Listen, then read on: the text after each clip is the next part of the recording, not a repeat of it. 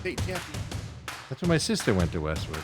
Well, so we walked in, of course. Welcome back to the main event Oh, here. that was quick. Bruce Coopers joins us here on Tuesdays, and we walked in, and Dale says, "Oh, you on the Westwood Notice Notable?" And Coop says, "I got to do, Dale, is go to the Mesa Hall of Fame. You'll find me there." Mesa City Sports. Hey, but you guys notice I'm wearing a Texas. I was going to ask you, what the heck's up with that? I am very disappointed in our Arizona Diamondbacks. You're jumping off ship? Oh, well, I got to make a statement. I got to let them know that, hey, if you want to keep my fandom and the rest of the Valley's fandom, I mean, look, there's a certain standard in which you must play. You can't give up 900 runs to the Washington Nationals in the first two games of that series. They're the leading scorers in baseball, Major League Baseball. They can score. I'm not saying they can't. But when you get one hit in one game, no hits in another, I'm exaggerating. I obviously gave up two or three hits in the game. I mean, come on. I know what you're saying. Well, what do you take on this Marte situation? Let's get right into it. Now, this is a funny thing to me. Bob Nightingale came out and said there's some people not happy with Marte and how he takes days off and stuff. Yeah. And it is amazing how many, if you watch the social media and the fan base is going out, we want Marte here. He's missed 4 games this year. He's always playing and stuff like that. They miss the bigger point that people are talking about. But I would argue, and then all these people are coming out now in the media that they're on one side or the other, and people are coming out and saying, well, we need to stop talking about this.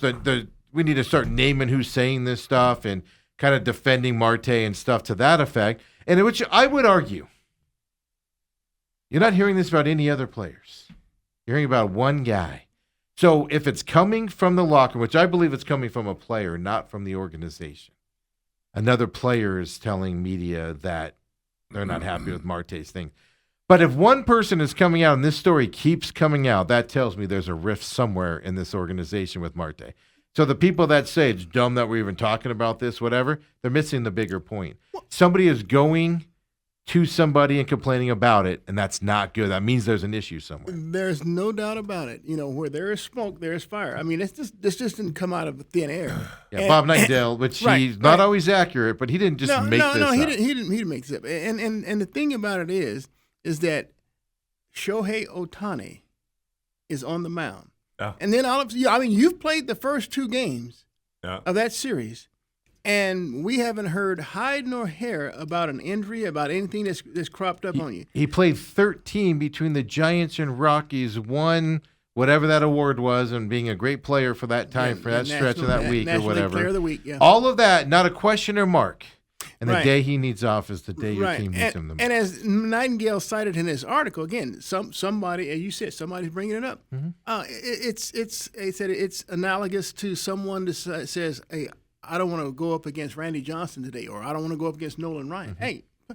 Hey, that happens. I mean, that happens. And so if you have an issue with Ketel Marte picking when he wants to play because he doesn't like his matchup against a particular pitcher, you have a problem. Yeah, Coop, I got 2 things for you. When I heard about this, it harkened back to my playing days, and there was this mysterious illness that around the NFL was called the Larry Allen flu, to where guys would never be on the injury report all week long, and all of a sudden Sunday morning they get up and have an upset stomach or whatever, and wouldn't be able to go. Right, we have some people out there that are young and they don't understand that Larry Allen was an all-pro offensive lineman on your Dallas Cowboys. Hall of Famer. Yeah, maybe the best of our generation as far as dominance and all that. The question I have for you, you've been around Phoenix for a long time. You've got, I'm sure, a lot of special relationships. I'm sure there's some people you just tolerated, and you probably have 1 or 2 that you're not your favorite guys. I don't want those names. What I want to know, has anybody ever come to you about any teammate in any sport and said, "Coop, man, this guy, he's driving me crazy. Coop, Mike, can you just whisper some things about so-and-so?" And I don't need names. Yeah. I don't need teams. But I just wonder if it's ever happened with you or not. In my 34 years, that never cropped up. It never did. No. I had people who would tell me that their teammate was like a cancer. So no one likes him or this Right. type of deal. He's difficult to deal with, that kind of deal. But Right. never to the point to where it got to where, yeah. Which is my point. People don't break the sanctity of a locker room and go to a media person anonymously and say this stuff. This isn't the first time. It's not going to be the last time. And this doesn't happen. If it happens, it's because they're sending a message because it's not something that can be talked about in the locker room, or they know they can't talk about it, or they've been told to shut up in the locker room, whatever the situation. You don't see this stuff, and that's what proves to the point there. And it's amazing how everybody, because he's a good player, everybody just jumps to his defense and things like that. To me, the bigger thing is you can't keep saying there's no issue with Marte in the locker room. Oh, Torey Lovullo thinks of him as his son. Well, Torey Lovullo might not be the guy with the problem, but there's somebody in the organization close enough that has a problem with it, and that alone is alarming that they're willing to go public with it. Yeah, look, players tolerate this. I mean, maybe you have a Randy Johnson, who isn't the most congenial guy in the world, Right. but they understand that every fifth day this guy's going to go out and he's going to give you, dynamite play. Right. Now you may have another player who's often on the injured reserve list. Who's a pain? But who may not be a pain, but he's often on the injured reserve list and he's making some nice change. Right. Well, players will still back that guy because his injuries are legitimate. Mm-hmm. He just happens to be injury prone. And so that narrative kind of leads to, the owner eventually getting rid of the player, but not because, Dale, he didn't want to play or he didn't like this matchup or he wants a day off. Mm-hmm. Nobody in my 34 years have ever come up and said anything close to anything like that. Okay, so you tell me your thoughts on this because before you give me your thoughts, here's my thoughts. The things that I always make me chuckle as a former player in sports, the fact that, hey, a guy has attitude issues. Whatever sport you're talking about, he's got attitude issues, doesn't practice, shows up late, whatever those are. And you think giving him more money or more security is the answer. And that is never the answer. If a guy's got some bad habits before you give him money that now he controls you, had a guy tell me this at SMU, a former reporter named Dale Hansen, longtime guy. Oh, and NBC worked at he worked at the Fox. It was the NBC affiliate. NBC affiliate in Dallas. In Dallas, Dale Hansen, and he said this on the SMU special. He said, when a school's buying a player, what they don't realize is the player now controls you, because once you give him money, now he can hold your feet to the fire and say, hey, I'm going to the NCAA if you don't pay me more, if you don't pay me again, if you don't play me. The thing is with the Marte, you decide not to trade him last year, and that's you can do whatever you want to do there. But now he's 10-5. You can't trade him without him saying, I want to be traded. And why would he want to be traded when he's got things pretty comfortable here in Phoenix? Just your thoughts on when you start hearing these things about one guy. Well, I'm telling you, I in reading Nightingale's article, I mean, one of the things I agreed with him 100 on was that the management has allowed this to take place. And when you allow it to take place, then you are opening Pandora's box. But fortunately, they seem to have a lot of young players and a lot of professional players who don't want to go that route. But it gets under the skin of maybe a few players or maybe just one. But whoever is getting under the skin and whoever skin is getting under, that narrative is getting out. Right. And it's going to the media. And so at some point, and you would think at some point, Torey or Hazen, or even, I don't know, the owner, Kendrick, would have to sit him down and say something. Mm-hmm. I thought after last year's fiasco around the All-Star game, That's what I was going to say. I thought maybe that had been fixed and addressed, but clearly it hasn't. So if Torey is this guy that allows, his star players or whoever he feels to run the asylum, then it is what it is, and so that always comes down to the manager first and foremost, because there's some managers that are. I mean, look.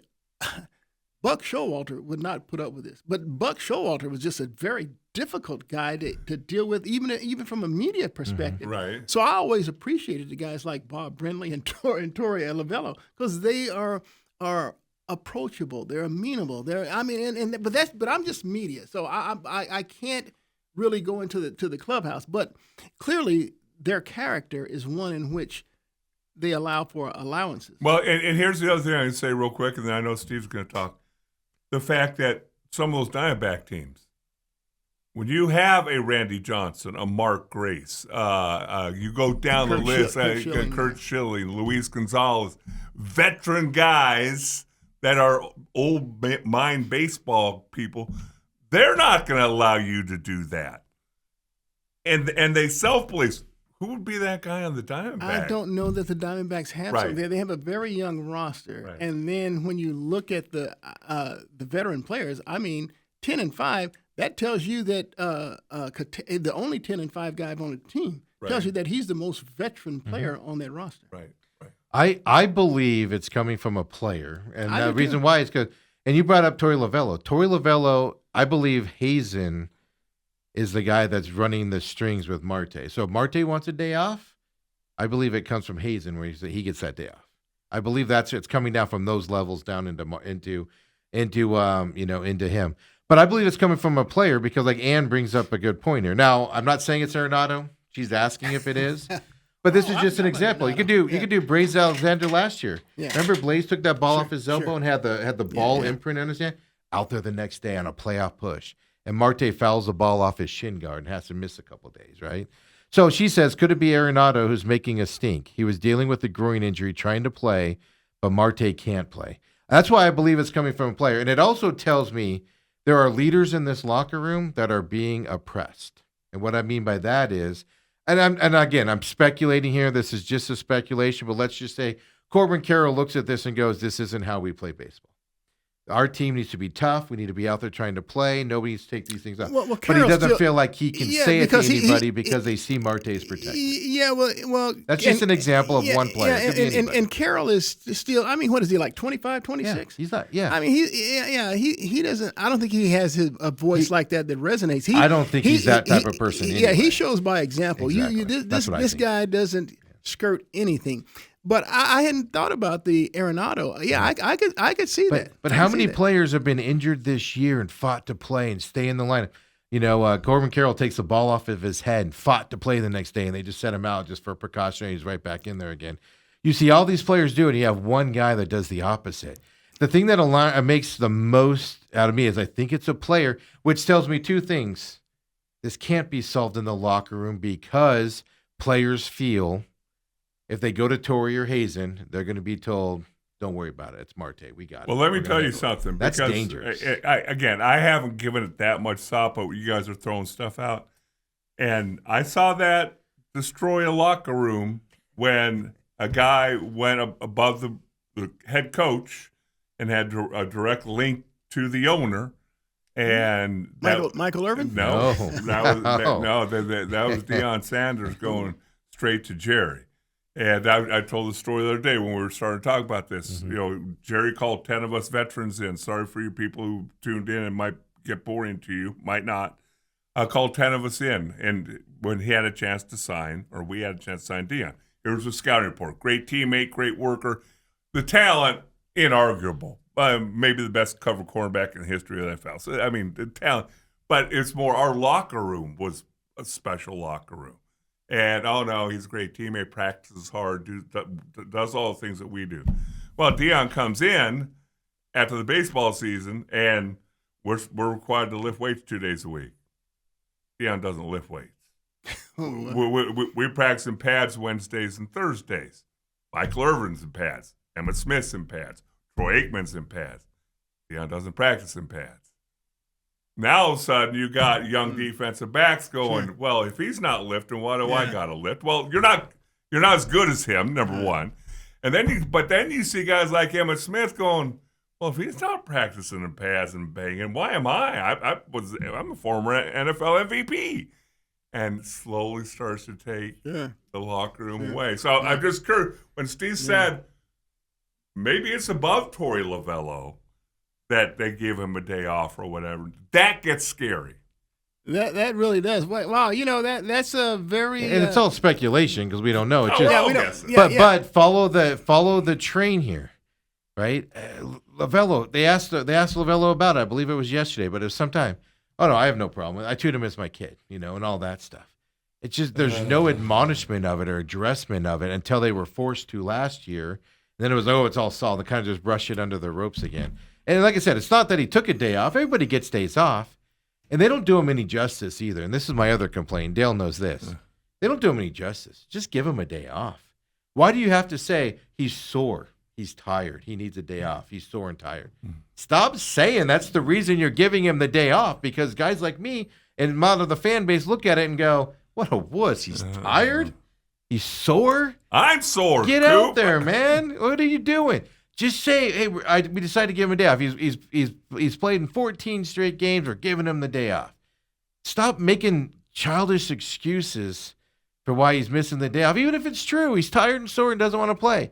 They're not doing him any favors on that, which also leads me to think it's not Torey, that's upset with it. Torey's kind of has to go along with it because I feel like Torey would protect him more by not putting that as the reason why he's off. Yeah. Well, I can't remember which famous coach said it, and I'm going to just kind of paraphrase it a little bit because I don't have the exact quote, but he would tell his players, his team, I'm going to love you all the same, but I'm not going to treat you the same because, there are the Michael Jordans, and then there are the rest. It's something along those lines. And so, look, if Ketel Marte is that kind of guy, that's one thing.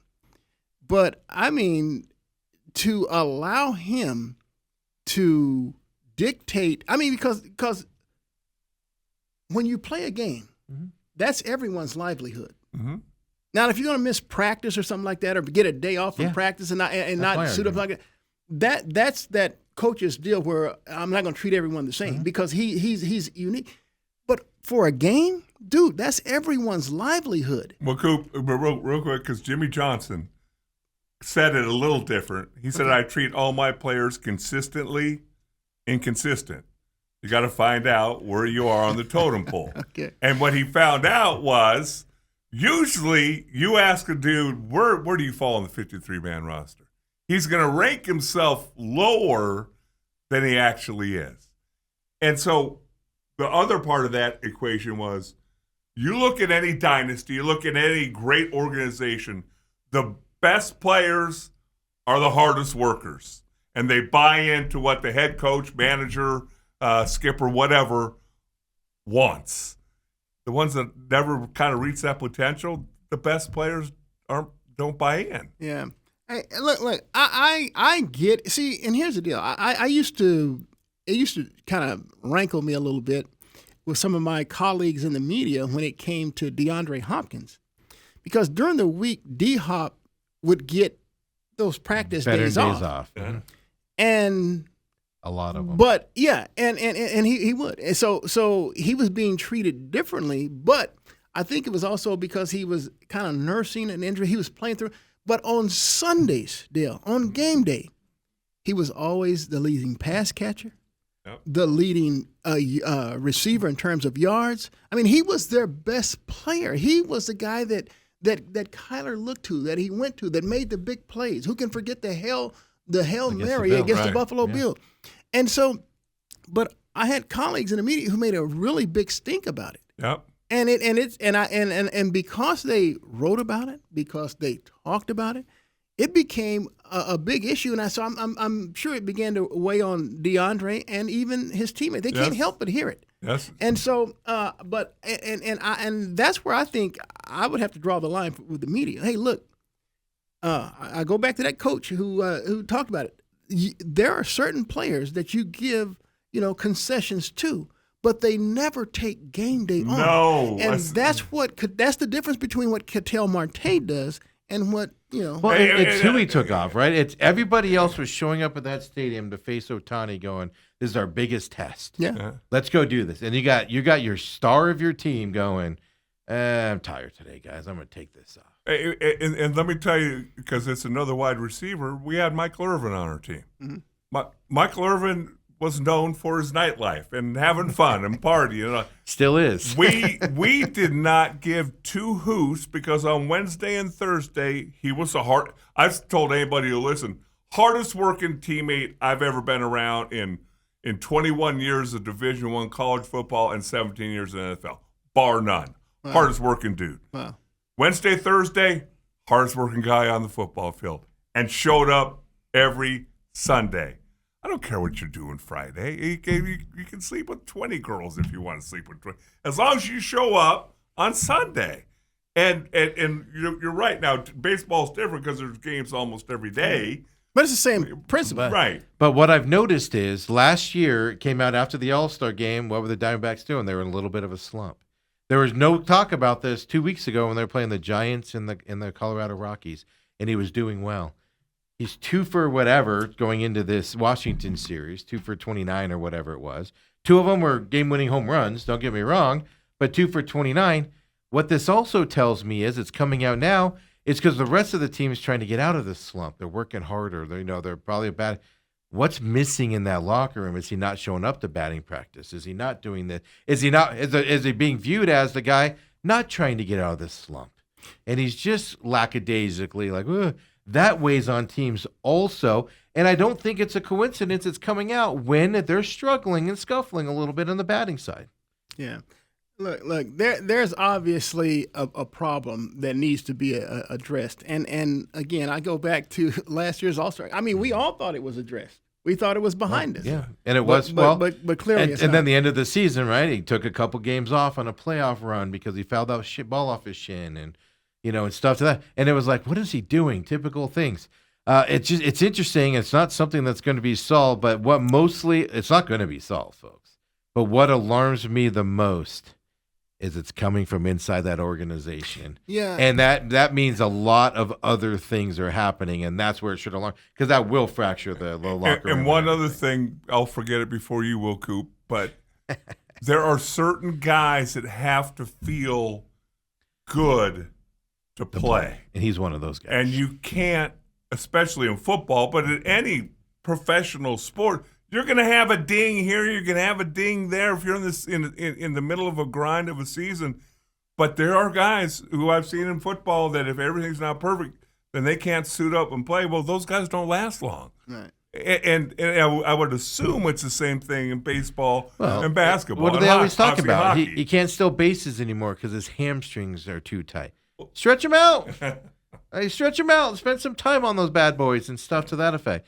Who else in the sports, in the baseball world, do you hear can't do something because he's got a bad back or his hamstrings hurt or something? You don't hear that too often, is what I'm arguing. Yeah, I remember what really excited me about the Diamondbacks' 2023 run to the World Series was that, this was a young, athletic, energetic running team. Mm-hmm. They ran it. Thank you. That's exactly what it was. Yeah. That was their moniker.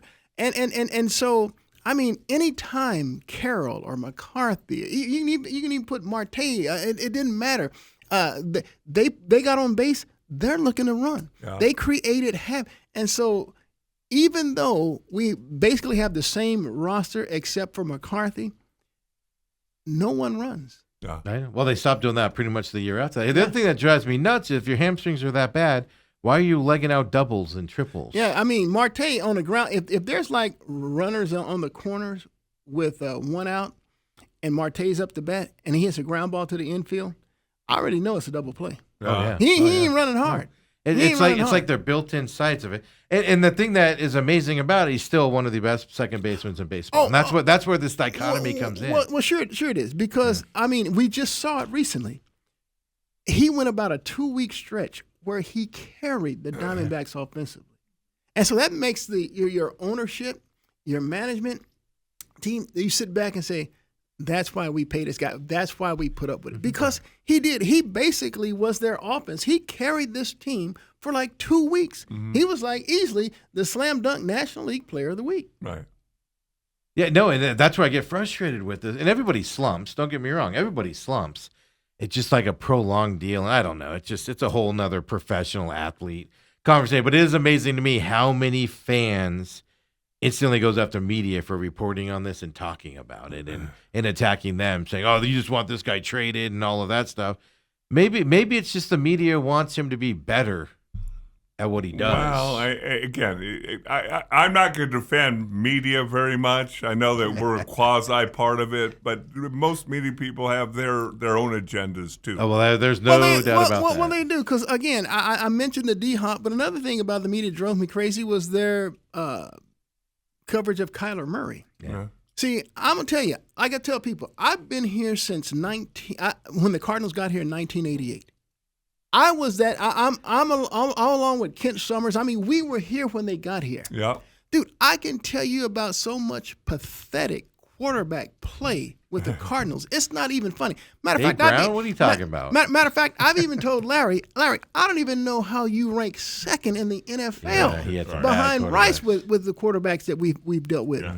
And without question, Kyler Murray is the most talented quarterback that's ever suited up for the Cardinals. Now, was he the best? There's some certain intangibles that he clearly doesn't have, but can be learned. I mean, and incorporated. And when I look at the numbers like this what drives me crazy. And people talk about Kyler's 7-year tenure. Well, if you do the math, he only played 5 years here. 5 years worth of knee game. injuries. Right.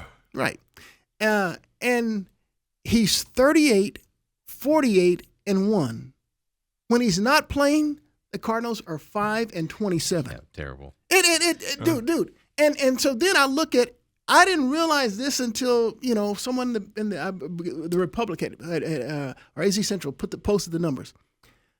I didn't realize this dude's touchdown to interception ratio was 2-1. It was like 121 touchdown passes to 60 interceptions. But he threw a lot of fourth quarter crazy interceptions. Oh, well, yeah, say what you want. The numbers are what they are. And then he has over, 25,000 or 20,000 passing yards. He has over 3,000 rushing yards, but combined passing 121, rushing 32. That's 153 touchdowns he's responsible for in 5 years.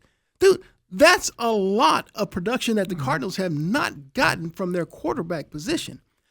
I think it was incumbent upon the Cardinals to put a better team around him. Yeah. To put a better team around him, that win-loss record looks a lot different. The 1 year that they did. Yeah. The 1 year that they did. Yeah, you gave him a D-Hop, and that was D-Hop's one big healthy season. But people still poo-poo Carson Palmer as well, he had some good years there. But here's the deal.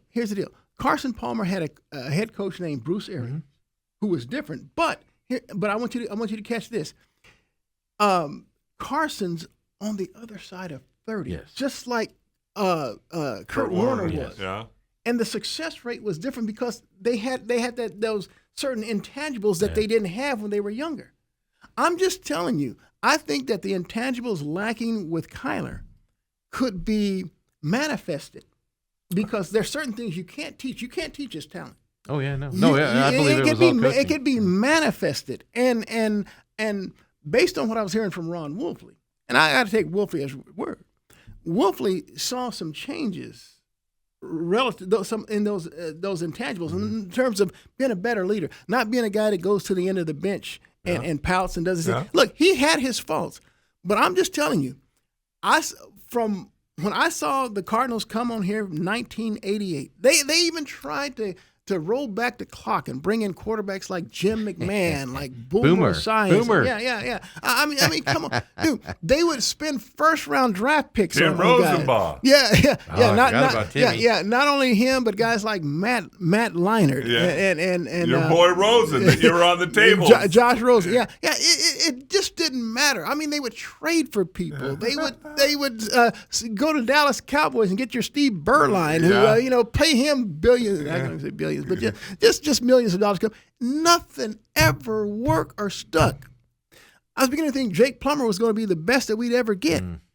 Yeah. But he could even win. He had that magical year in '97, which I'll never forget. I mean, it really was one of the more exciting I'll seasons of never my forget. He's on losing end. Yeah. Hey, really quick, let's take our break here because the top of the hour, we're running late.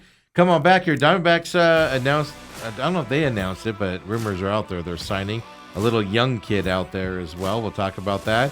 We got NBA talk with you, Coop. Are you watching this series? Oh, I'm watching it. Of course, we got some college football news, some updates around that Sorby issue here as well. Dude, and then, that's a bad subject. well, good. We're going to hit it up, folks. Let's watch Bruce explode over here. Come on back. Main event with Bruce Cooper.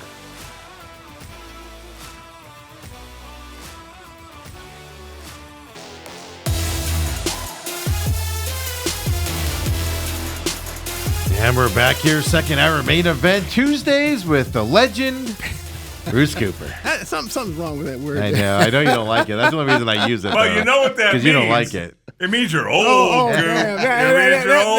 That's the main reason. Coop, I got stories, man. I remember sitting back on a Sunday night after the Cardinals game at Sun Devil Stadium. My dad would take me, and they were playing John Elway or somebody, and sitting in the loge seats for my dad getting the free tickets and stuffing my face with popcorn and getting home and watching you on Channel 12 afterwards. Oh, geez, Steve, stop 10 it. years old or so. And but was there some other old fogey next No, to that me? was later on. I do remember those But years as well. that was good TV. I Coop. remember the one I remember the most watching was Manuch with you guys. Was the one that iteration of it as well. The Killer D's. There you go. Killer D's. Dale and Dan. Yeah. Isn't that funny? And then you guys are sitting here next to little old me now. Hall of Famer. 20 years later, Mark Dalton's still sitting over the Cardinals. Well, when you get your lips Go on ahead. your All right, boss's let's butt go. so There that you go. bad, Okay. it's hard to get out of that. So It's hard to unpucker from how that. about we let our guests choose which direction we go, whether you want to go NBA Finals or you want to go college Do quarterback. you want to talk the Diamondback signing Jin Sung Yeom? Who? The 17-year-old Korean phenom who plays shortstop and pitcher. Only if he's the next Shohei Ohtani. Am I interested? But that's way he's too not early. if the Diamondbacks are signing him. He's not. I can tell you way that. too early to tell I now. was just kidding. Yeah, they did announce that. But 17 years old, phenom. One of the, I guess he's number 2 in the Korean league or whatnot. And Is that right? Okay. Diamondbacks got the rights to him and stuff. But Jacoby Brissett. Josh Sweat at camp. Where do you want to go, Coop? Well, let's get Sorby out of the way, Okay. so we can go back to the local teams. anger here. Let's go back to our local teams. Finish up on our local teams. Okay. Yeah. Look. I'm Well, sure. we probably have to explain. I know Okay, people go might ahead. not know the update go here, ahead, but go ahead. yesterday a judge said he could play this year, miss out the first 2 Sorsby games. is the quarterback for Texas Tech. Tech. We even have to go back that far. Yeah, he yes. transferred to Texas Tech this year. Yep. And now they're Big Ten, Nebraska, and I know there's another Big Ten school saying they will not schedule Texas Tech in any sports based off of this. The Big 12 is having meetings out there. Throw up the commissioner's statement yesterday. Brent Yarmark, Big 12 commissioner, said the ramifications of today's ruling are significant, could have broad impacts across college athletics, creating great concern amongst our membership, meaning the Big 12 membership. He went on to say, I've been consulting with our key stakeholders and have scheduled a meeting with our conference AD and our executive board this week. We're also in touch with Charlie Baker and anticipate the NCAA to appeal the order in the next 24 to 48 hours. That won't happen until after the football season, so that's kind of moot there, which is why he's going to be allowed to play. But basically, this is going to be interesting when the conferences start policing themselves now moving forward and stop relying on the NCAA going forward. Well, this isn't an NCAA problem. The NCAA ruled this guy ineligible. Right. But he's not allowed The to play. problem is that the new standard is, and we've seen this in a couple instances now, sue, get it judged to go in your favor, and then the process takes so long, you get your way. No, and it see, doesn't matter. you're missing the point, Steve. Here's the deal, people. Sorsby's played at Cincinnati Bearcat. I mean, very athletic quarterback. And so the Texas Tech Red Raiders, who had one of the best teams money could buy from the portal a year ago in the college football playoffs. Well, And they will again this year. Look, they went and they earmarked Sorsby as the guy that would come in and now replace their departed graduating quarterback. He'd be their new starter. So that means they ponied up a lot of money. And now they come to find out that Sorsby has been engaged in some illegal gambling. Look, Mendel and Steve, we were talking about it off air. Look, every player knows going in. I'm not even a player and I know it. Yeah, you can't gamble. You can't do it. Yeah. This dude did it for 4 years. Now, give him credit for doing this much. He says, I have a problem. I'm an addict. So he's seeking help. But that should not validate or allow him to play now. The NCAA ruled 2 different times because they appealed. They said no. And so this dude can now, based on a Texas judge, people. A Lubbock, Texas. Yeah. And get this in mind. I guarantee you their big money boosters in Red Raider country are slipping this dude some money to make this ruling. Oh no, it's even worse than that. They're just paying. They have more powerful attorneys than the NCAA has. Well, I'm sure. They're not paying. I'm not going to go so far as they're paying somebody out. I'm sure there's some influence in there, whether it's money or whatever. Well, what they ruled yesterday was that gambling's now legal as long as you can sue to get to play for a year. No. Well, that's what they just did. Well, here's the deal. They said this is what the judge ruled. This is what he said. He was convinced by Sorby's lawyers that this would cause irreparable harm to this guy's future. And what the freak, man? Are you freaking kidding me? Man, I about fell out of my chair when I read that. I mean, man, I'm about ready to start. Dale brought this up. He's a first-round talent, right? A first top second-round talent. What if he couldn't play college football this year and he goes in the supplemental draft? Who's taking a chance on him in a high draft pick position? Well, not in a high draft pick position. So you all of a sudden he's slipping down to third, fourth, fifth round because of the gambling. You're allowed. And this is why I don't blame any of the conferences, any of the coaches, anything out there like that. What you're saying is that you can break the rules, and if you have certain stature, or if that's exactly what it's saying. you can now play. And that is so freaking wrong, man. You want to go a step farther? Well, hold on, Coop. There's two things at issue here, and there's many more, but 2 main issues to me. The NCAA is somewhat powerless in all this. Now, they come up with the rules, and it reminds me so much because I stood up for the AIA in a lot of situations over the years in Arizona. Because, again, if a family has money, all you have to do is say, I'm going to sue, and it doesn't have $5 million in its coffers with a high-powered attorney to fight all whatever cases there are. Or in some case, like Sorora's case last year, 7 different cases. You know, and so all they have to do is threaten a lawsuit, and now that entity is kind of helpless, rendered helpless.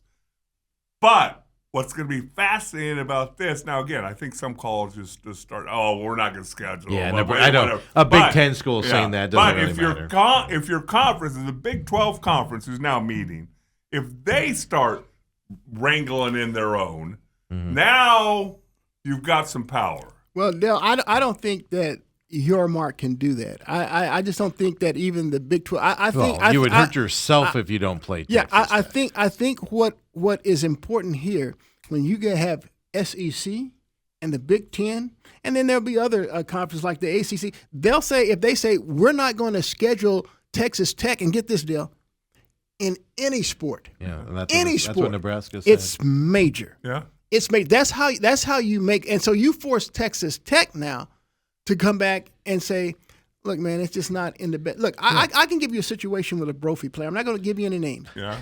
But Brophy, they had. I'm going to do my best not to use any names. But as people know, as people know, there are some influential parents. Yes. Yeah. Of stature there and there. Well, a kid on the team.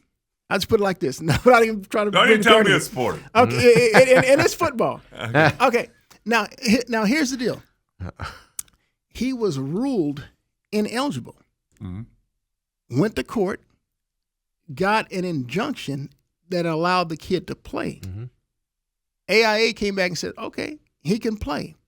But when this thing goes to court, and if it comes back and it's ruled in our favor, You lose everything. every one of your games he played in is going to be vacated. But beyond that, we're going to attach probation going forward. Right. And so now that brought it back to the team. Mm-hmm. It went the head coach went to the team, says, "Hey, this is what we're looking at. What do you want to do?" There's one guy. We have 85 guys on our roster. Right. Are we all in for the one guy, or are 85 guys on this team also have interest and want to play beyond this year? season, Yeah. And so they voted no. Uh-huh. And Well, so now let's go back to Sorby. Right. If you are put in not the exact same situation, but a similar situation where conferences refuse to schedule not just football, but every sport. Yeah, but let's not just say conferences. Let's say the individual schools in the conference. 'Cause Well, if you say I conference- don't think they can. I think the Big 12 is excluded. No, here. but 10 of the 12 schools say, we don't like this. We're Okay. voting against it. Okay. And then you don't have any teeth behind it. You go, Texas Tech, play him. We'll play you against him. But this is how we're going to act going forward. I don't think that the Big 12, You have to play 'em as a conference. even though they could say we don't like it, where every school is unanimous in saying we don't like it. I think the biggest they have rules on I think bad I think the actors. biggest influence will come outside of the conference from the other three power conference schools. I really agree do. 100% because then you're not getting the same out of conference games and all your sports. You're not getting all of that stuff out there as well. And it's fascinating because I agree with you. I mean, you're going to hurt yourself if you're Arizona State or Utah and you're like, oh, we're not playing Tech. All you're doing is hurting yourself in that scenario. What are you going to do? Forfeit those games? You have to play your conference games. Yeah, and again, the thing I hate about it the most is that you have rules that are in place. Yeah. Everyone knows that everyone is under the same umbrella relative to rules of gambling. And Dale was talking about it beforehand. Not only is it plastered I think all it's over the that. walls in your locker room and in the athletic department, but they even bring in speakers to talk to you as a big group, a team before about the season it. starts. Yeah, and yet this dude for 4 years. When I did no, It's even deeper than that, though, Coop. That you're not even delving down into this level. Texas Tech didn't just sign him, and all of a sudden everybody went, "What? He's got a gambling problem." Cincinnati was right. He transferred from Cincinnati to go to Texas Tech. They were mad about it. Yeah, you can't tell me that this doesn't lead to you the thoughts that Cincinnati knew about these gambling problems, and because he thwarted them and went there for the bigger payday in conference. That somebody at Cincinnati didn't start making phone calls. Yeah, and saying, "Hey, this kid's had a gambling problem." I hadn't thought about that, but you're so you're now you got the NIL threat of if you're not on the up and up and you want to leave this school, go ahead and leave the school. Yeah. What we know about I hadn't thought about that, but you're right. Cincinnati's been sitting on this. They had to have been. Because why would Indiana sit on it? Indiana could have done it to Cincinnati, right? After he left Indiana. But why? That's the argument. But this is where, to my mind, it goes. This is where the NIL gets dirty, is how much dirt do you have on that kid now to keep him there or ruin his future if he leaves your program? Sorby ruined his own future. Well, and that's to me, it boils down to this. There are some, I'm just going to keep it local here in Arizona. It happens in every state, but Arizona. There are some gray area transfers. Hey, the dad got moved from one side of the valley to the other, his job, or from Tucson to here, or wherever. California to here. You know, there's some gray areas in some things. And then there are black and white. And gambling is black and white.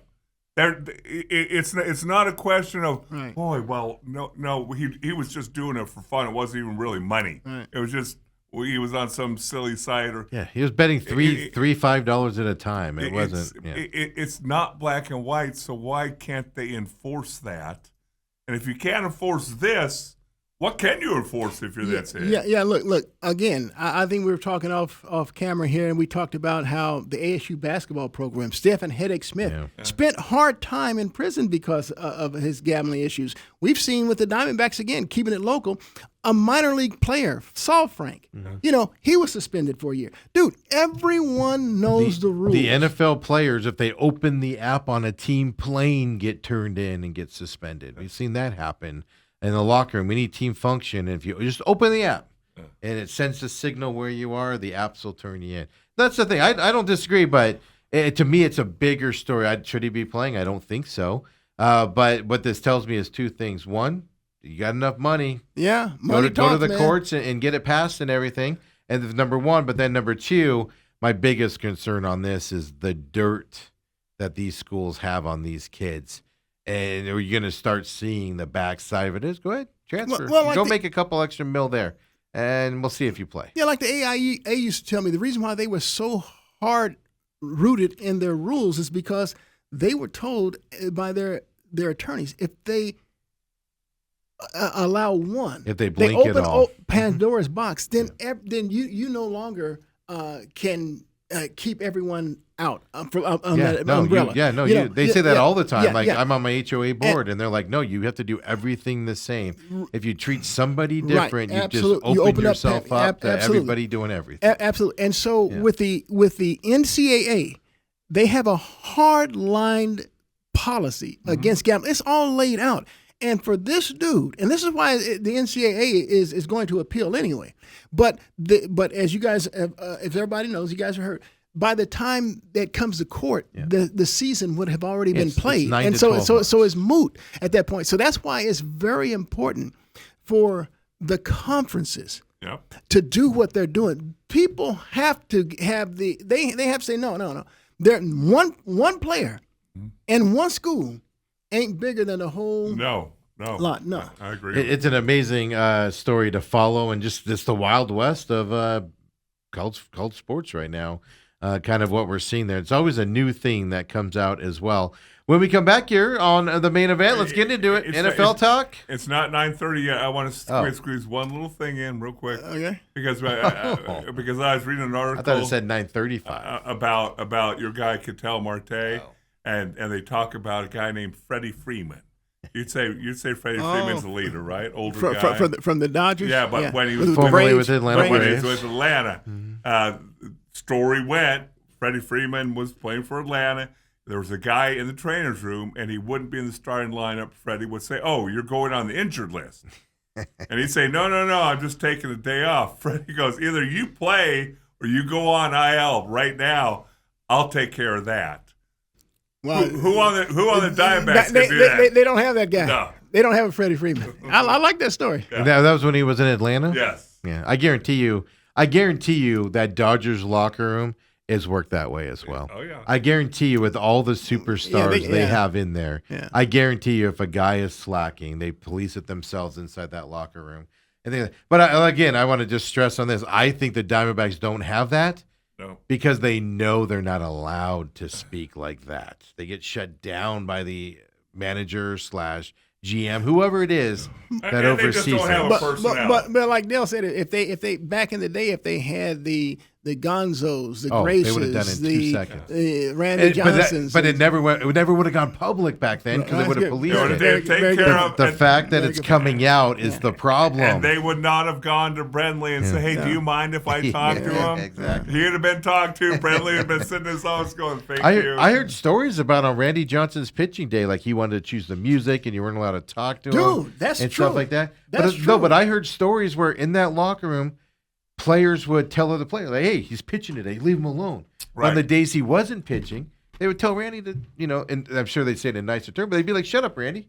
You have nothing to do with it." How about Randy didn't really do those on but if he started I've heard stories where he kind of like did things on his off days, and people would be like, "Today's not your day, Randy. No. Move on with your life.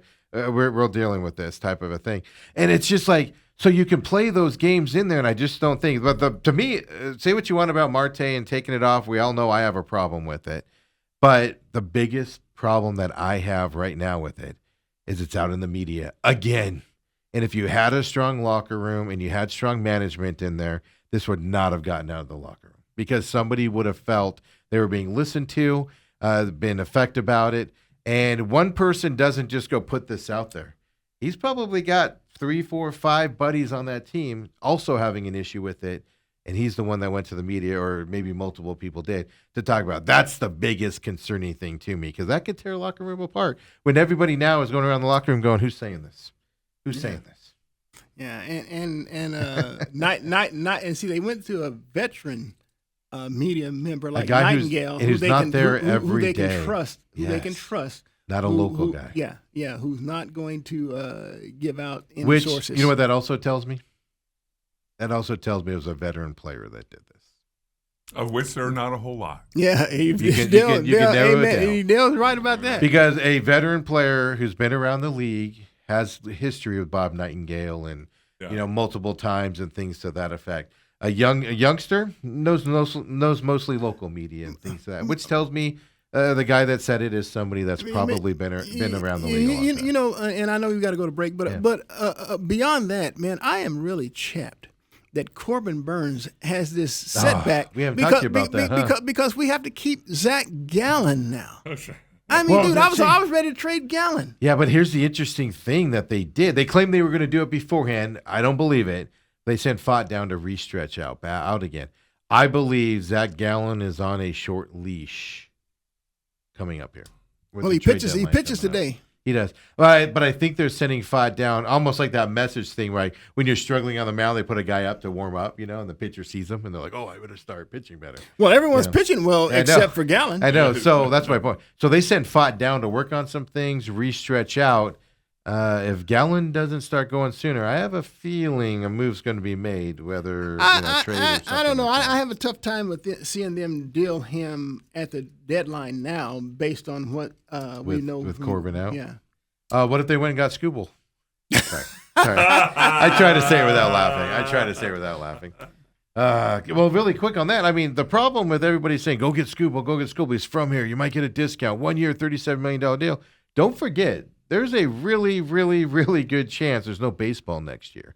And coming out of whatever the negotiations are, you're going to see a lot of teams trying to unload some high-priced guys at the trade deadline here coming up, even teams that are bad, because they want to be in a position to make a move after a salary cap's put in or whatever happens coming up here.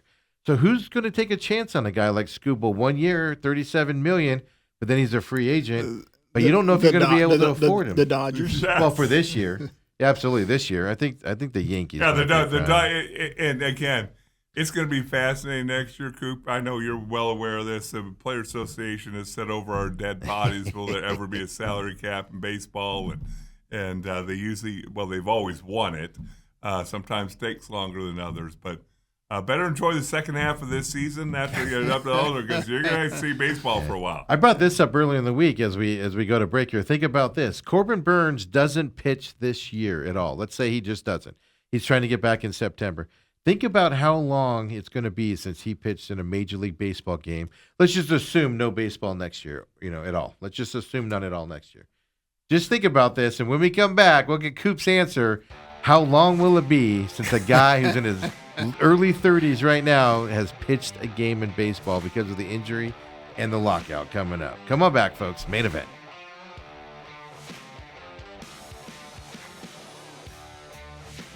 Back here, main events with Bruce Cooper here on this Tuesday. So, Coop, I asked you to do some math. Corbin Burns injury. He says he wants to come back in September. I think it's super important that he comes back and pitches in a few games, because let's just assume no baseball next year, and he comes back the year after that. He's 31 years old right now, 31, 32. That puts him on the 35 time frame when he does come back and pitch on that. But how many years would that be if Corbin Burns not pitching in a Major League Baseball game? But 3 years or so, yeah. Well, first of all, they will play baseball at some point next year. There's absolutely no doubt in my mind, because here's what usually happens. And I know when players start missing game checks, oh yeah, they start to panic a little bit, Mm-hmm.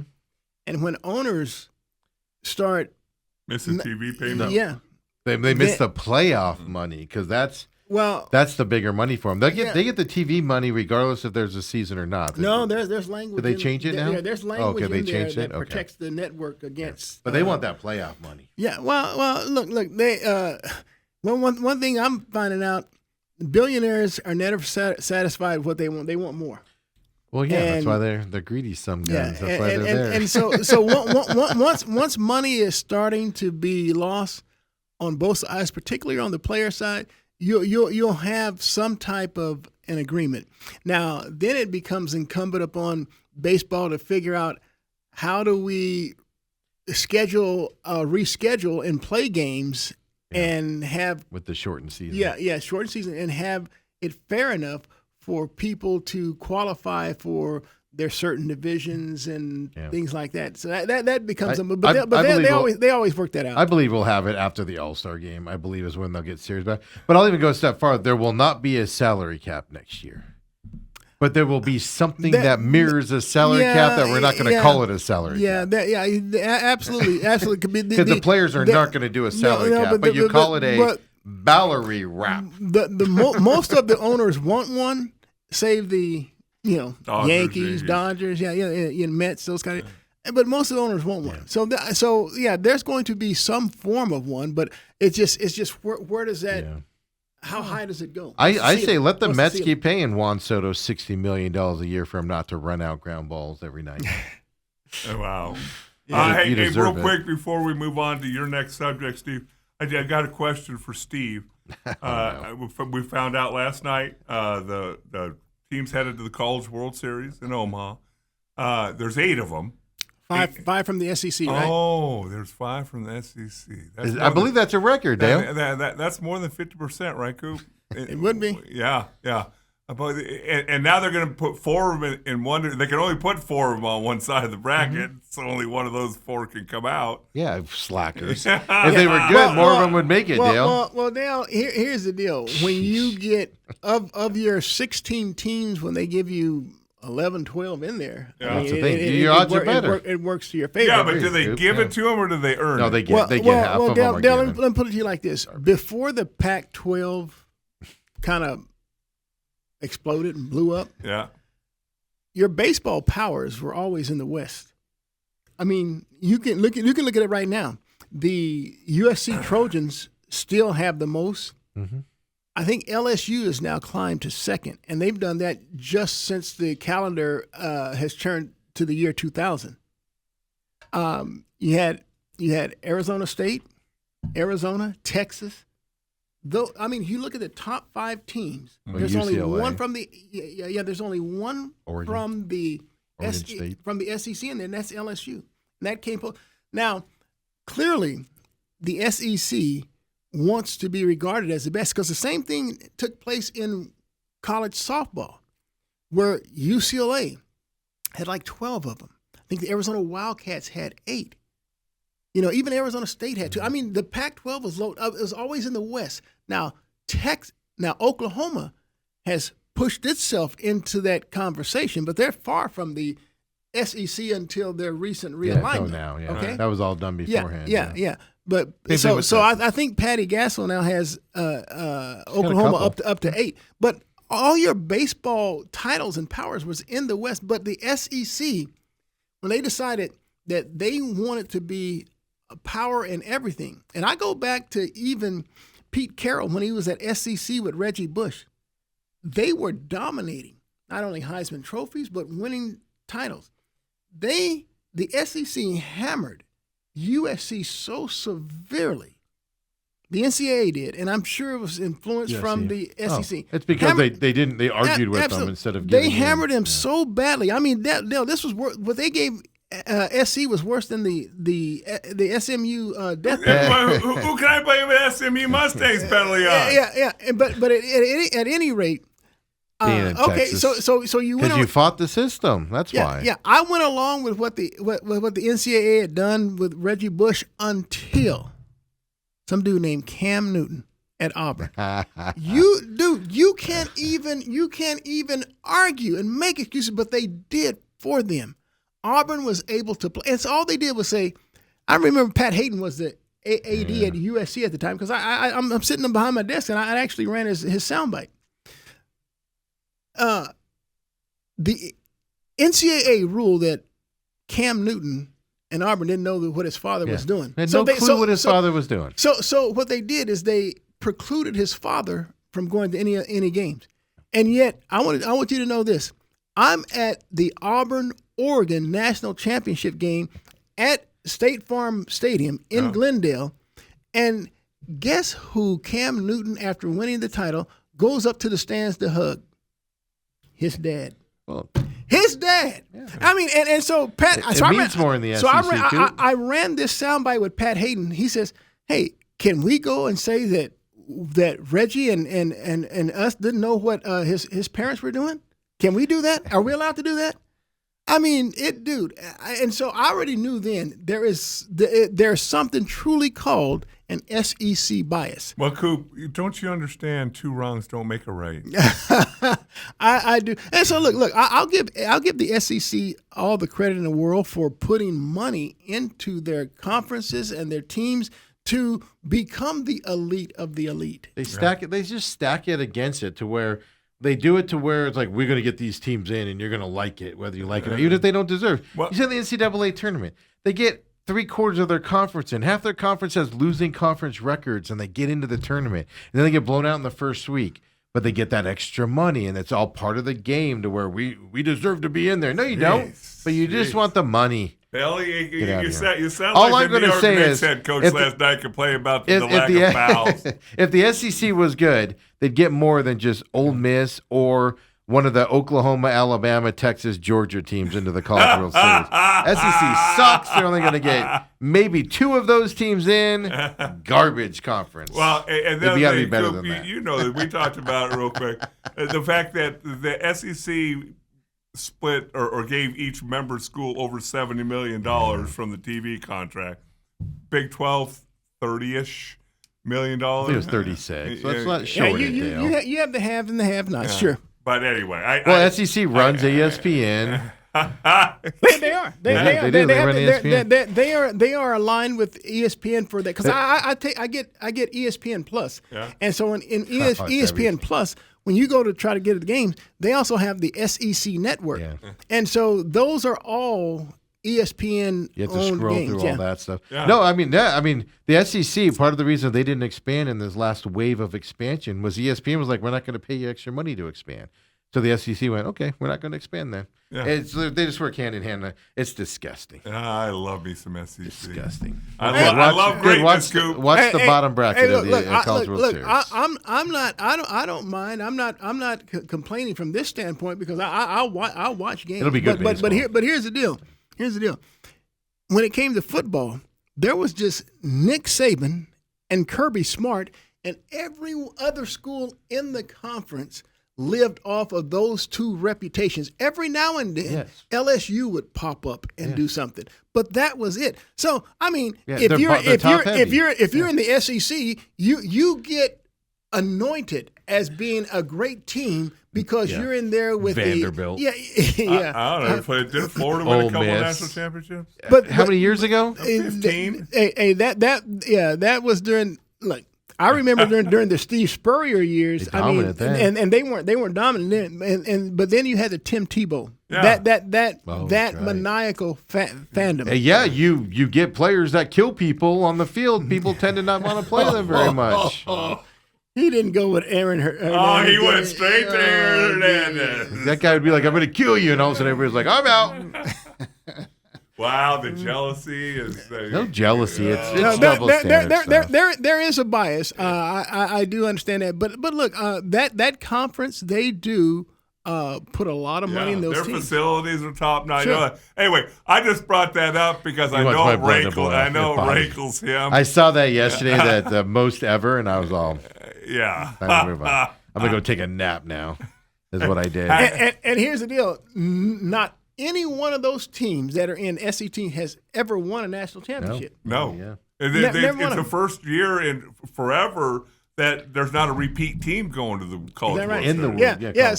So Georgia's in. They've never won a national championship. Alabama's in. They've never won a national championship. Ole Miss is in. They've never won a national championship. Texas has been 39 times now, I think. But see, that doesn't count. Yeah. Because they won all that stuff when they were in the Big 12. I know. That's what I'm saying, though. They've been 39. What about that powerhouse Troy's. Did No, they Troy got make knocked it out. in? No. Oh, they got knocked out. Oh, I thought. No, Troy's in. Troy's in. I think. Oh, I'm Yeah, sorry, yeah, they yeah, did get in. yeah, I'm sorry. Yeah, yeah. you're right. I think Troy. I was thinking opened- Cal Poly. They I did. think- They beat Little Rock. They're in. Yeah, I think they open up against North Carolina or something Oh, like well, that. yeah, they're gonna get destroyed.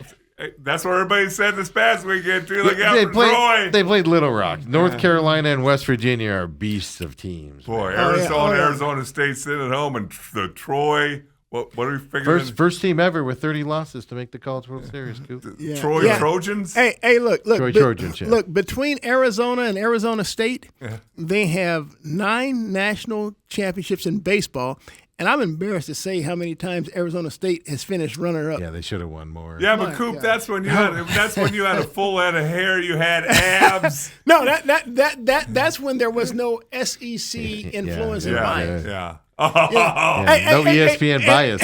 And Dale. look, it all factors in. I mean, the West, you can pretty much play baseball year round. That wasn't necessarily the case in the Midwest and the East and some things like that. So that, I mean, look, we all got it, we all understood it. But look, right now, the balance of power is definitely shifted, especially after the Pac-12 exploded and the Big Ten bought the best of the Pac-12 and the USC, UCLA, Oregon, and Washington. Are you freaking They kidding me? didn't just buy the best of it; they bought the biggest influencing part. Yeah, of it as well, the money side. and then the SEC went after the Texas and the Oklahomas. And I think the Big stripped Ten them from the Big 12. And I think the Big 12 is playing with fire. You're seeing it up in Utah right now with these private equity firms. Utah went in with a private equity firm. Now they're doing layoffs, leaving Under Armour, kind of go to doing all that stuff.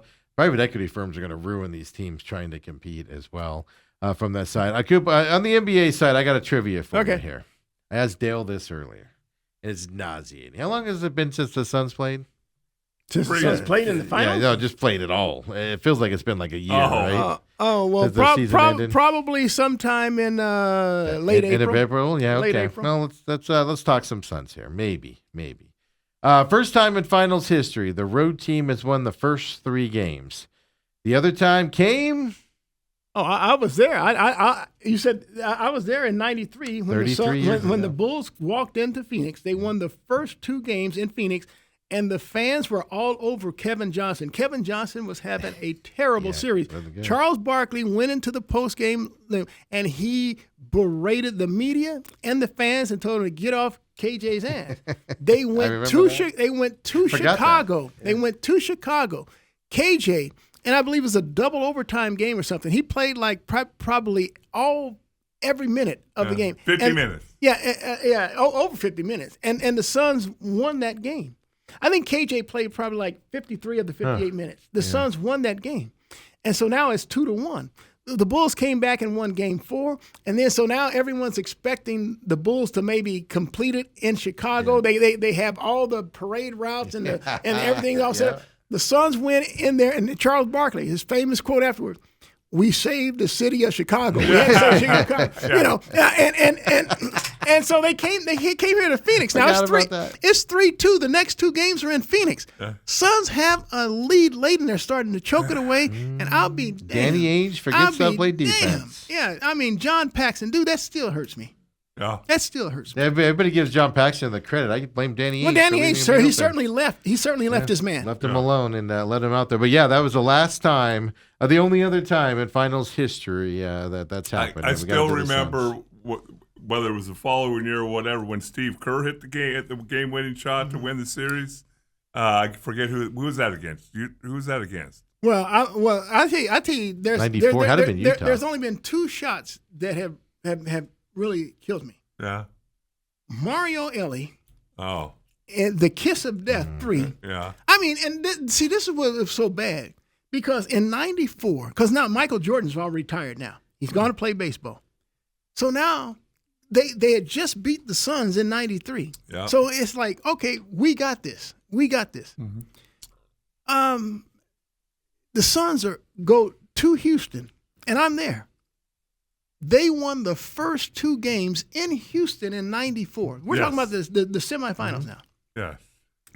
And so I remember coming through that Houston airport, and I just happened to see, because back in the day, you could slip a quarter in and you could pull the lever down and you could take a newspaper out.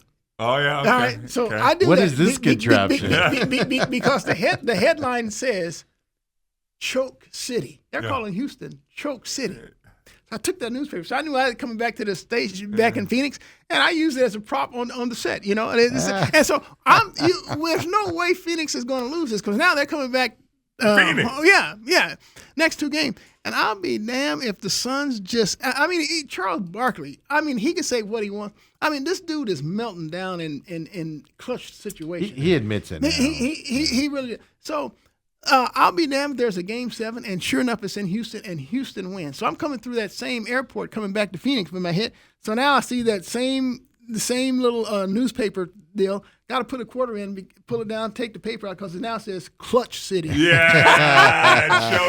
Okay. So now in '95, the Suns go out and they say, okay, Jerry signs some dude named Danny Manning. Suns are off to some record. I mean, a record like the Thunder and the Bulls putting together. I mean, Manning tears his ACL. Yeah. So the Suns now have to reconnoiter. They're not that dominant team that they were, but they're playing the Rockets again because they just blew and I should mention this. Suns went up 3-1 because they split in Phoenix. So they won the first 2 in Houston. They split in Phoenix. They're up 3-1, and they lost in 7 games. All right, so here's the deal. 95 now, they're playing the same Bulls. Suns now, they have the best record, and so they have home court advantage. When the first 2 in Phoenix, split in Houston, the Suns are up 3-1. Coming home. Yeah. Game 7 now is in Phoenix. And I'll be damned. Suns have this 2-point lead. And it's final seconds. They kicked the ball to some dude named Mario Elie. He hit a 3. Kiss of death. Dude, that haunts me to this day. You're talking about it like we're talking about a game last night. Dude, I know. It's etched in my memory. It hurt me to my core. Just like John Paxson. Paxson and Mario Elie within like a 3-year span. Yes. They took my soul. Well, the story I'll tell real quick. Steve Kerr hit the game-winning shot. It was one of those years that Bulls won the championship. Right. And Michael Jordan passed it to him. Right. And it's a big parade and all that. They got up and spoke, and Steve Kerr got up and he's talking. He said, all right, I'm just going to lay it to rest, give you the real scoop on what happened on that last play. So we're sitting down. Phil says, hey, I'm not real I want Michael Jordan to take the last shot. And Michael looks at Phil and says, Coach, I'm not real comfortable taking the last shot. But why don't we give it to Steve? And they're all up there laughing their tails off. And he goes, and so we drew up the play for me to take the last shot. I make it. The rest is history. That's my story. I'm sticking to it. Well, let's put it to you like this. It didn't happen from 91, 92, and 93 when their first 3 peaked. Okay, so it might have been 96. So in 94 and 95, it was the Houston Rockets. Right. They when the Suns should have been that guy. Yes. So Jordan comes back 96, 97, 98. So it was one of those 3, the second 3-peat that Kerr did his thing. Yeah, that was hilarious. No, I remember that very well. Yeah, I think they're in the park there in Chicago when I said as well. Damn, that hurts me. Robert said, wasn't Ainge covering Barkley's guy under the basket? No, he slid over. If I remember correctly, he slid over and was double teaming the guy on the outside wing there at the 3-point line, and he didn't follow his guy over. I could be wrong on that, but I remember him being outside. Then he ran late over to Paxson and tried to try to weigh down some air on him or something to cool him down. Well, he might be right. It was either Barkley or Ainge. Yeah. Ainge that left. Ainge definitely left his guy, and that was Paxson getting it. I just don't remember if he went low. I always remember him staying high, but again, I don't. It's one of those things I can picture it, but then you also forget over the years as well. And then Robert says the SEC was ahead of the curve. They implemented NIL 20 plus years ago. Yeah, but it's easier to do NIL when you're the only ones doing it. And then he also says, I know you guys don't like him. I won't speak for everybody else, but yeah, Matt Williams is not a nice human being. But he said Matt Williams ran that locker room. He's the reason nobody pumped in a home run. They all ran around the bases and things. So, yeah. I mean, Matt. They had some leaders on that team. Yeah, I wouldn't put it all on him. I know that they had some problems with Matt Williams over the years, too. Yeah, Matt he had to be talked to a few times. Matt wasn't the easiest guy to deal with. Did I ever tell you the story? I've heard this story. Yeah, this is my favorite story ever. Because it sums it up. I think it's Steve Berline's getting married out here.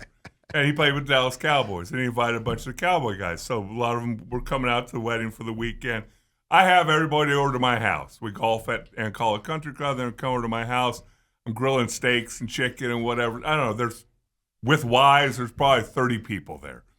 And, cooking and drinking and having fun and enjoying ourselves. And I walk into my house, and sitting at my kitchen table is Matt frickin' Williams. Matt Williams? Matt Williams. And I'm Is like, that right? I look at him and I go, I really wasn't sure who it was because this is 95, 96. Oh, so that was okay. And I go, it wasn't So he was when at after he Cleveland. was here. He And was I'm at like, Cleveland, yeah.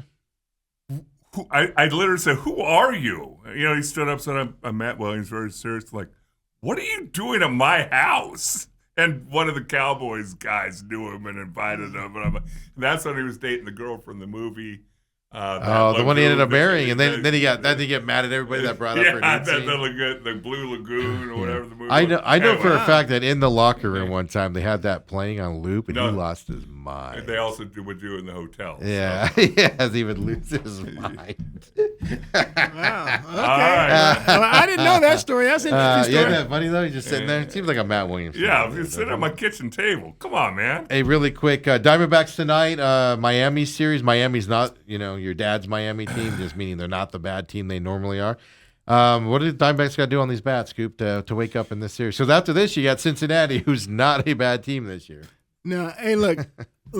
I mean, they have to jump out. And here's the deal: if you notice that they fall behind early every freaking game, they really do. Yeah, 1-0, 2-0 in the first. Yeah, inning. yeah, it's just second inning. unbelievable. And so, they have to get off to a better start for one. And I don't know what the situation is that I like. I mean, there was a time when the Diamondbacks could get runners at second and third or on the corners, less than 2 outs, and they couldn't get runners in. Yes, lots of runners left on scoring. Now they can't even get those runners on base. Yeah. So it's like, oh my gosh, That was what my is going biggest on? complaint for the longest time is runners in scoring 2 for 29, 2 for 24 for the Diamondbacks. Now, they can't even get them on now. Now it's like 2 for 4 because they never have anybody on second. I mean, base. it's I know. like, wow, man. And here's the deal. I mean, I've seen slumps, but this is a team slump. But this I is mean, what they everybody. do. This is what Torey Lovullo's team. Remember the World Series year? That July was the most atrocious July you've ever seen baseball players go through. Last year, I believe it was May timeframe, end of May, beginning of June timeframe.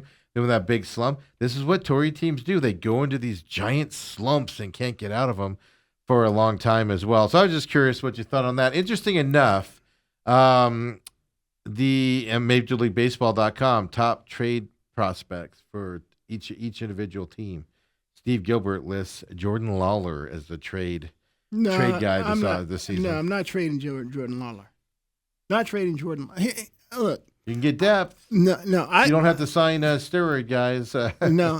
The guys that I'm trading, Lourdes Gurriel, and I'm also probably going to trade Pavin Smith. You've got Pavin Smith being on this team just disgusts me. There is no reason. There is no reason to trade a young stud like Jordan Lawler. I mean, this guy, you're finally going to give him consistent playing time, even though he's injury prone. No, look. He. But I agree. Every one of his injuries have been legitimate.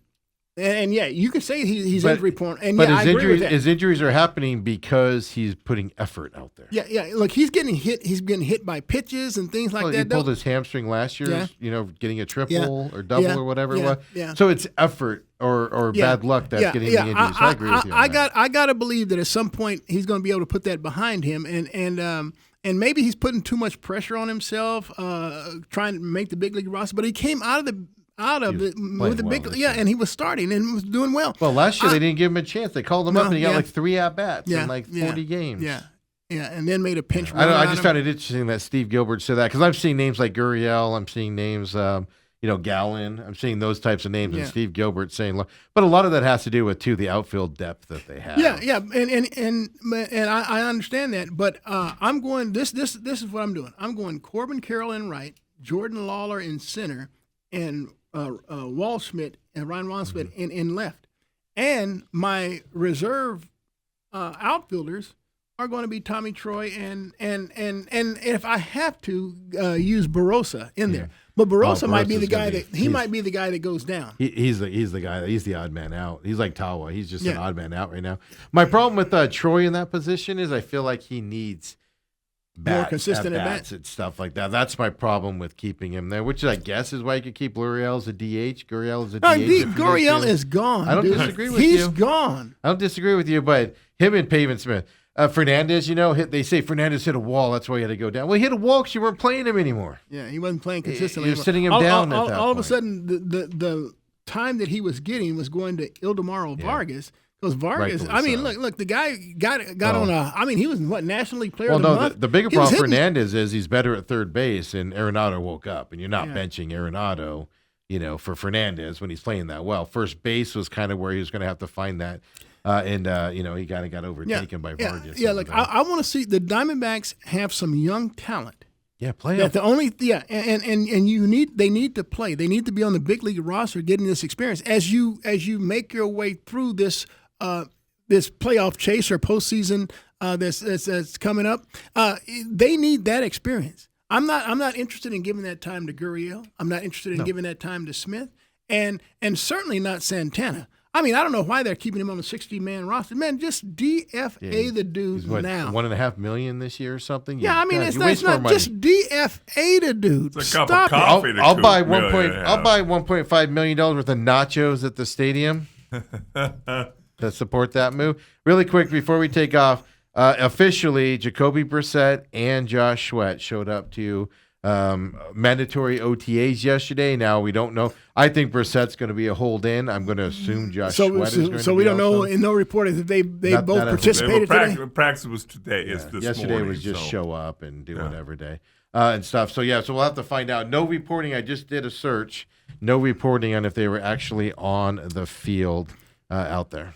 All right. Well, we can obviously that's a story that's going to be around for all summer, so we can figure No, out. they're not going. They're going to. It's going to go to training camp. Right. That's what I'm For saying. All summer. Jacoby Brissett's going to hang out 2 weeks into the Yeah, season. and are you going to trade Josh Sweat? What can you get for him? I'm not trading Josh Sweat. Hey, the only, and the reason why I think I said it before. The reason why I lean towards Gardner Minshew is because I'm a guy that likes mobile quarterbacks. Yeah, this guy can move around a little bit. Yeah, So that's why I like Carson Beck. it's just like we talked about it I think last week because the trade had happened.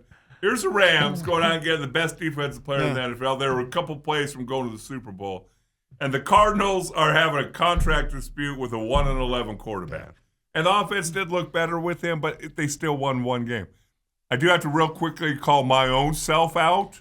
Okay, because Make a note, everybody. Because I don't do this very often because I'm not wrong very often.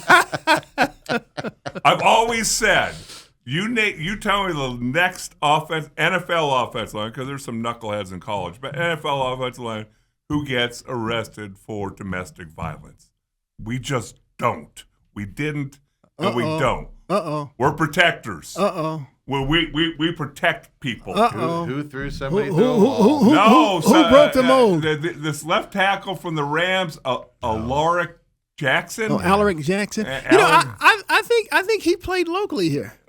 Okay, Did he? I think he did. Okay. I can't remember. Okay, well, you look at him while Maybe I say, not. While it says he was suspended 2 games in the NFL by the NFL a few years ago, but for recording a girl without her consent during sex.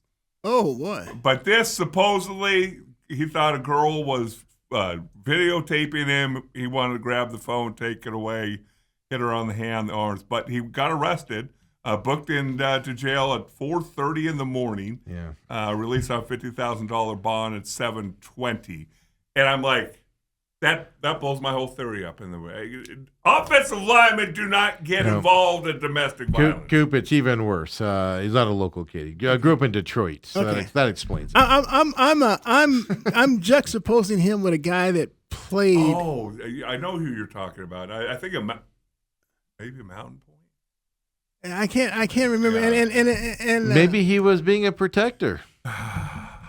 Of himself. Yeah, exactly. Don't have me on camera. All right. Wow, Dale. So one of your boys let you Yeah. down. Huh? You don't judge everybody because of one person, Dale. We still think highly of you. We'll see It's what comes of consolation. it. But he did get arrested, so Yeah, $50,000 bail is what I think. Yeah, Yeah, $50,000 Yeah. bond. Him and Coop Oh, need to have that in their couch Yeah, cushion for crying out loud. That's felony. Wow. It's felony too. How Is he about the that? starter for the Rams? I don't think. Yeah, Is he the starter? Okay. He's their left tackle. All right. I wasn't sure if he was starting still or not, but. Signed a 3-year. Well, there you go, Coop. Dale, we're gonna end this on Dale being wrong. Yeah. Yeah, you can't. Yeah, and he admittedly wrong. I know, and this guy wearing Texas gear in here. Yeah, I mean, Diamondbacks, wake the heck up. I got plenty of gear of you in my closet. Just wake the heck up. Why do you have a Texas jersey out of curiosity? You know, this was actually given to me to throw out the first pitch at Surprise Stadium. Oh, okay. Well, that makes sense. Then. Oh, you never talk about that. Was it Well- a strike or was it? Do we have video? You know, Dale, I don't want to talk about that one. You know, because Troy Aikman was a part of like a 1% owner of the Padres, and they had him throw out the first pitch of the first game of the season. He should do well. He's a quarterback. He should. He said it's the most. He said I was more nervous throwing out the first pitch than playing in the Super Bowls. Wow. And he was a first-round draft pick out of high school to go play baseball. But he said that is nerve-wracking. Troy was a first-round pick out of high school? Yeah, Is that right? yeah, I didn't know that. yeah. I'm Oh, just looking at Coop. Everything's on the internet. I have it pulled up here. He's warming shit. up here. Oh, He's warming up. Oh, shit. He's warming they, up. They put that up? Yeah. No, there goes no. the interview of Coop right here. No. Guardians Rangers No. game. He's talking right now. Is this No. okay? Oh no, this is getting retweeted out here, folks. Oh, Channel 12. no. That's the problem with working for a news station. They obviously sent a crew out with Oh, you. my God. Oh, Here we my- go. I'll retweet this out for everybody. Let's get Coop's reaction on his first pitch here. Oh, no. The What 41. did you throw? A fastball, or did you throw a little curveball? You're not even on the mound. You're not even on the front of the mound. That actually was a pretty nice curveball right there. That was a strike. The gravitational pull. Look at that retweeted out here. March 13th, 2024. Oh my gosh! 12 News had that. I Look at didn't that know retweeted I out. don't remember that. They did me wrong. I didn't Yeah, know I they was did gonna that. say they. You were the boss there too, and you allowed them to come out and. Hold on, is record he you. throwing from the grass, or He's he at not least from the got in the grass. dirt? No, he's on the grass. Not even on the front. He's in the Cool. grass. Hey man, let me tell you something. So Yeah. I It's a had nice to, throw. I had to throw out one for the Diamondbacks, and Luis Gonzalez gave me so much garbage. He said, "Dude, He was making you if feel I bad. catch you in front of the grass, he said Yeah. you're not allowed." So I had to go on the mound for the Diamondbacks. Yeah. And yeah, that's the one that I don't want to talk about. Did you bounce it? Oh yeah. See, I'm okay with bouncing it. It's missing 6 feet to the left or Oh, right. I did that I'm not. I worried did not about. pull a 50 cent. Yeah, that's what worries me. Like I'll bounce it because 90. You don't understand. 60 feet's far. You're on an upper mound. If you don't do it all the time, you don't. I'll understand bouncing it or throwing it a little high, but it's when you throw it 6 feet to the. It's like, what are you aiming at? that you throw it way yeah, over there. yeah, I bounce. All right, well, go find that opening there. That thing I'm for the gonna retweet that Diamondbacks. out for everybody at the main event Twitter site there. Everybody, thanks for joining us here today. Coop, as always, thank you very much. For everybody else, have a great night, and we'll see you tomorrow as well. I can't believe you pulled that. And it doesn't take long.